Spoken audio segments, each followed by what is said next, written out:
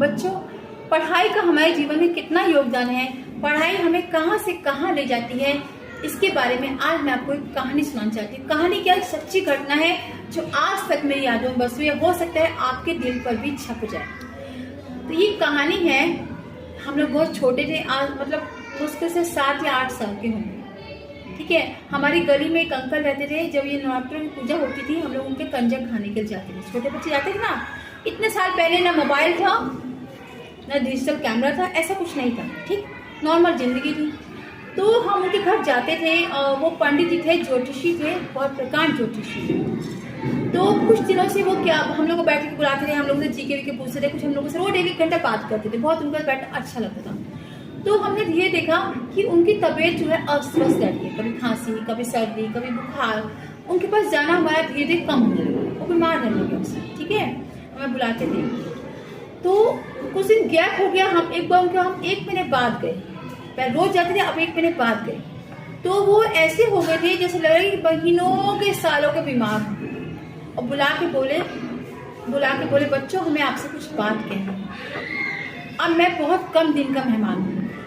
असल में उनकी जांच से पता चला कि उनको कैंसर हो गया, ब्लड कैंसर हो गया। ब्लड कैंसर में उनको बस 6 महीने या 8 महीने मैक्सिमम उनकी जिंदगी है, इससे ज्यादा वो नहीं जी पाए।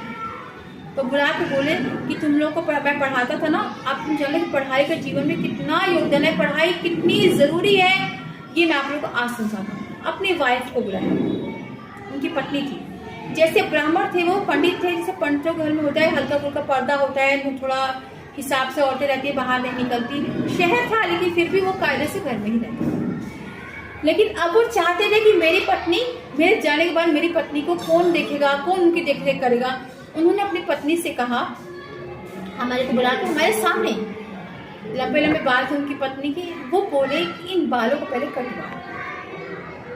उन्होंने बहुत मना किया, सबको बुला के बात हुई, अकेले बात ही, सबको बुला के वो बहुत रोई हुई कि हम नहीं ऐसा करेंगे, नहीं तुम बालों को अपने कटवा लो, मैं चाहता हूँ कि तुम एकदम बदल जाओ, क्योंकि मेरे पास जिंदगी के बहुत कम समय बचा हो। मैं चाहता हूँ 1 साल में तुम्हें एकदम सेल्फ डिपेंड देखना चाहता हूँ, सेल्फ डिपेंडेंट होकर तुम्हें देखना चाहता हूँ कि तुम मेरे जाने का तुम जिंदगी जी सकती हो, तुम्हें रोना रोना नहीं है।